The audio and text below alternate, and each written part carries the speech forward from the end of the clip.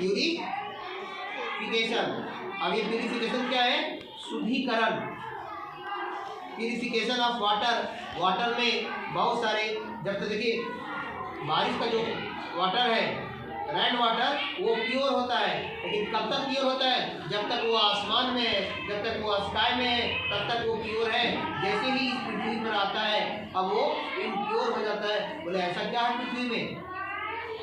जैसे ही जमीन पर गिरता है तो क्या आप देख रहे हैं जमीन पर जी काफी गंदगी होता है कि नहीं होता है बहने से? तो जब तक ये बादल क्लाउड्स के रूप में है ये वाटर, तब तक वो प्योर है। क्योंकि जैसे ही जमीन पर जहाँ गिर गया, अब ये इम्प्योर हो गया। क्या हो गया वो? जी। तो अगर आप पृथ्वी पर किसी चीज पर गिरने से पहले अगर वाटर को किसी चीज में आप कलेक्ट कर लेते हैं, तो वो प्योर वाटर है। ठीक है? जैसे मैंने आसमान से, खुला आसमान में आप कोई बर्तन रख दिए, पानी डाल के उसी में गिर रहा है, तब वो प्योर है, क्योंकि जमीन पर गिरने से पहले आपने उसको बर्तन में कलेक्ट कर लिया, जमा कर लिया। समझ में आया बात? लेकिन जैसे वो जमीन में बह करके, छत से बह करके आ रहा है, तो प्योर नहीं है। बात समझ में आया बात? उसमें बहुत सारे जर्म्स हैं, उसमें आ गए हैं। तो वाटर को प्योर बनाने के लिए, यानी उसमें किसी प्रकार का कोई भी जर्म्स ना हो, उसको शुद्ध करने के लिए क्या करते हैं? उसको प्यूरिफिकेशन करते हैं, शुद्धिकरण किया जाता है उसको। तो कैसे करते हैं प्यूरिफिकेशन? आइए समझते हैं। उसके बहुत सारे सिस्टम हैं प्यूरिफाई करने के। तो आइए डिटेल में जानते हैं कि वाटर को प्यूरिफिकेशन कैसे करते हैं, जल का शुद्धिकरण कैसे करते हैं। मतलब water becomes impure due to the presence of dissolve salt, dust, waste product and harmful germs. देखिए वाटर इम्प्योर कैसे बनता है, अशुद्ध कैसे हो जाता है, आइए जानते हैं। कहते हैं द वाटर बिकम्स इम्प्योर, अशुद्ध हो जाता है। बिकम्स होता है होना, कैसे?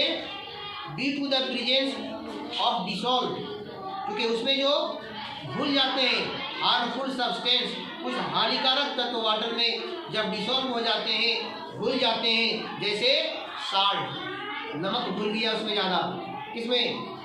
साल्ट वाटर में, साल्ट या फिर डस्ट उसमें धूल कण आ गए, या फिर वेस्ट प्रोडक्ट, बहुत सारे वेस्ट प्रोडक्ट में बहुत सारी चीज़ आ सकते हैं, एंड हार्मफुल जर्म्स, और उसमें हानिकारक कीटाणु भी आ गया।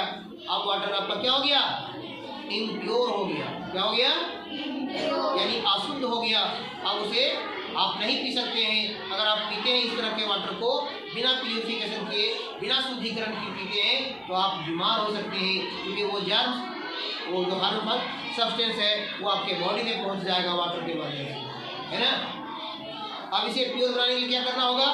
मतलब the impure water has to be purified before the consumption, as impure water can causes several water becomes disease like cholera, diarrhoea and typhoid. देखिए यदि आप वाटर को जो इम्प्योर हो गया, अशुद्ध हो गया, उसे यदि आप प्योर नहीं बनाकर पीते हैं, तब क्या होगा? यदि उसको आप प्योरिफिकेशन नहीं करते हैं, उसका शुद्धिकरण नहीं करते हैं, तो क्या होगा? उसमें वाटर से बहुत सारे डिजीज उत्पन्न होते हैं, बहुत सारे रोग उत्पन्न होते हैं। उनमें से प्रमुख है, आप लोग नाम सुने होंगे, कॉलरा। ये पहले जमाने में ज़्यादा होता था कॉलरा, है ना? और डायरिया, ये सभी अशुद्ध वाटर, इम्प्योर वाटर के पीने से होता है। याद रखिएगा ये सभी डिजीज का नाम, कॉलरा, डायरिया और टाइफाइड। टाइफाइड अभी भी होता है किसी को? आप डॉक्टर के पास जाते हैं, वो जांच लिखता है, आपको जांच करने के लिए कहता है कि जांच करवाइए ब्लड का।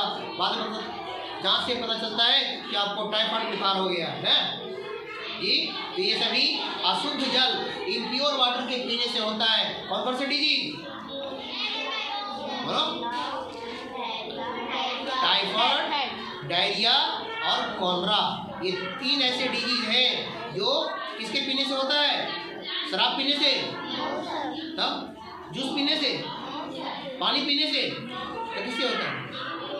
इम्प्योर वाटर, अशुद्ध जल जिसमें जर्म्स उत्पन्न होते हैं, जर्म्स होते हैं, कीटाणु होते हैं, ऐसे इम्प्योर वाटर को पीने से ये सभी डिजीज होते हैं, कॉलरा, डायरिया और टाइफाइड। याद रखिएगा ये तीन बीमारी बहुत खतरनाक है। इसमें आदमी गांव के गांव साफ हो जाता है, पहले ज़माने में जब डायरिया होता था या फिर कॉलरा, एक मोहल्ला में हुआ, पूरा मोहल्ला साफ, दूसरा गांव साफ हम समझ क्या कर रहे हैं, खत्म हो गया, मर गया सब, क्योंकि उतना डॉक्टर भी नहीं होते थे और ये सब बीमारी होती सब पानी के गड़बड़ी से। इसको याद रखिएगा। इसलिए वाटर को क्या करना है, प्यूरिफाई बनाना है, उसे शुद्ध करना है, तब उसका उपयोग करना चाहिए।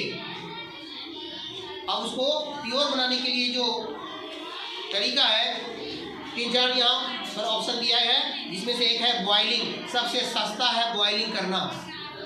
वाटर को प्योर बनाने के लिए जो प्रोसेस है वो सबसे चीपेस्ट कौन है, बॉइलिंग करके। आप जो वाटर पी रहे हैं उसको पहले आप बॉइल कर दीजिए।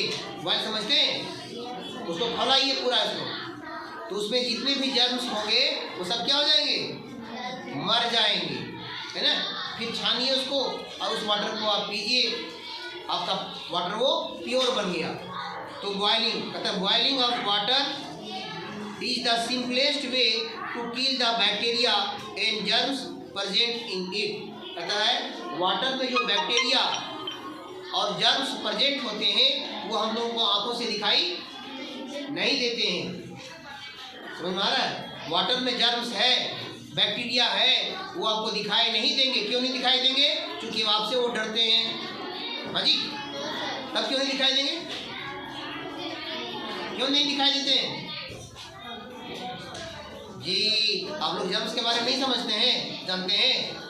जर्म्स होते हैं वो बहुत कीनी होते हैं, बहुत सूक्ष्म होते हैं, बहुत छोटे होते हैं। वो आंखों से इतने छोटे होते हैं कि आपकी आंखें उन्हें देख नहीं सकती है, इतने छोटे होते हैं।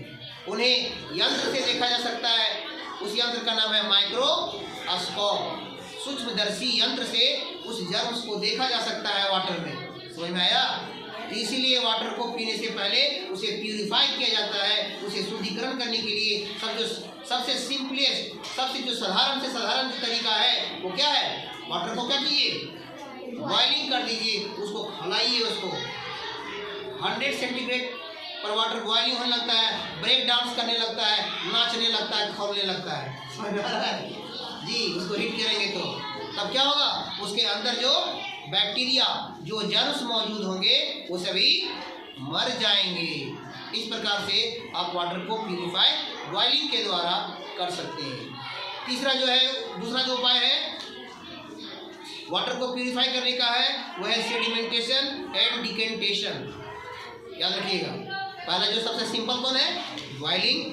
अब इसे समझते हैं। सेडिमेंटेशन एंड डिकेंटेशन क्या है, कहते हैं when the heavier component in a mixture settle water in added to it, the process is called sedimentation. When the water along with the dust is removed, the process is called decantation. देखिए, sedimentation और decantation ये दो process है और दोनों process एक ही जगह होते हैं। वो कैसे होते हैं, जैसे वाटर में बहुत सारे धूल कण हैं, थोड़ा बड़े हैं, तो उस वाटर को थोड़ा देर से घुमाने के बाद आप उसको छोड़ दीजिए, तो क्या होगा, जो बड़े बड़े डस्ट पार्टिकल्स हैं ना, वो वाटर जिसमें आप रखे हैं, जिस बर्तन में, नीचे जो उसका सेटल डाउन, यानी नीचे जाके उसका पेनी में, बॉटम में नीचे जाके बैठ जाएगा।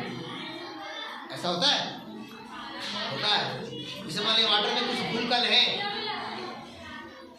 तो उसको छोड़ दीजिएगा बॉडी को, तो क्या होगा, सब जाके नीचे में जाके बैठ जाएगा। तो नीचे जो बैठ गया ना, इसी को बोलते हैं, क्या बोलते हैं, सेडिमेंटेशन। क्या बोलते हैं इसको, और ऊपर जो फ्रेश पानी बच गया उसको दूसरे बर्तन में आप ढाल दीजिए, ये हो गया डिकेंटेशन। ये क्या कहलाएगा, तो आपने सेडिमेंटेशन और डिकेंटेशन के विधि के द्वारा भी क्या कर सकते हैं, वाटर को प्यूरिफाई कर सकते हैं, उसको आप शुद्ध कर सकते हैं, है ना। तीसरा जो प्रोसेस है वो है फिल्ट्रेशन। याद रखिएगा, फिल्टर करने का विधि, यानी फिल्टर करके, छान करके भी आप वाटर को प्यूरिफाई बना सकते हैं, उसको शुद्ध कर सकते हैं। तो आइए जानते हैं फिल्ट्रेशन के लिए क्या करना होगा। Let's consider a mixture of solid and liquid. तो मान लीजिए कोई लिक्विड में आप कोई सॉलिड थिंग्स मिला दीजिए, मिक्स कर दीजिए। जैसे मान लीजिए वाटर है, उसमें कोई सॉलिड थिंग, जैसे मान लीजिए सैंड, क्या है, सॉलिड है कि लिक्विड है? सैंड, अरे बालू सॉलिड है, उसको आपने वाटर में मिला दिया तो वाटर क्या है, लिक्विड, और सैंड सॉलिड। तो किसी लिक्विड में आपने सॉलिड थिंग्स को मिक्सचर कर दिया, यानी मिश्रण कर दिया, उसको बना मिक्स कर दिया, तब क्या होगा? कहता है आफ्टर प्यूरिफाइंग टी, अच्छा, after preparing tea, what does your mother do to remove the tea leaves? कहता है चाय बनाने के क्रम में, या आफ्टर प्रिपेयरिंग टी, चाय बनाने के बाद आपकी मम्मी क्या करती है? इसमें बुक में कह रहा है कि चाय बनाने के बाद टी लीफ को, चाय पत्ती को तुम्हारी मम्मी क्या करती है? क्या करती है जी? चाय बनाने के बाद चाय पत्ती को क्या करती है? छानती है। यही तो फिल्टर कहलाता है। ये क्या कह रहा है? फिल्टर। ये चाय पत्ती को जो चाय से अलग कर देते हैं, यही तो फिल्ट्रेशन कहलाता है। आपने फिल्टर कर दिया, छाना उसको, और चाय से चाय पत्ती यानी टी लीफ को रिमूव कर दिया, हटा दिया, यही तो फिल्ट्रेशन है। समझ में आ रही हो? कहते हैं she pours the tea through the strainer, यानी किसी छन्नी के माध्यम से उस चाय को ढालती है छन्नी पर, फिर चाय नीचे दूसरे बर्तन में पहुंचता है, और स्ट्रेनर पर यानी उस छन्नी पर क्या रहता है? टी लीफ यानी चाय पत्ती यहीं पर रुक जाती है। इस प्रकार से चाय से चाय पत्ती को अलग कर लिया जाता है, किसके द्वारा? छन्नी के द्वारा, स्ट्रेनर के द्वारा। यही कहता है this process is called filtration. यही प्रोसेस क्या कहलाता है? फिल्ट्रेशन कहलाता है। अंडरस्टैंड? कितना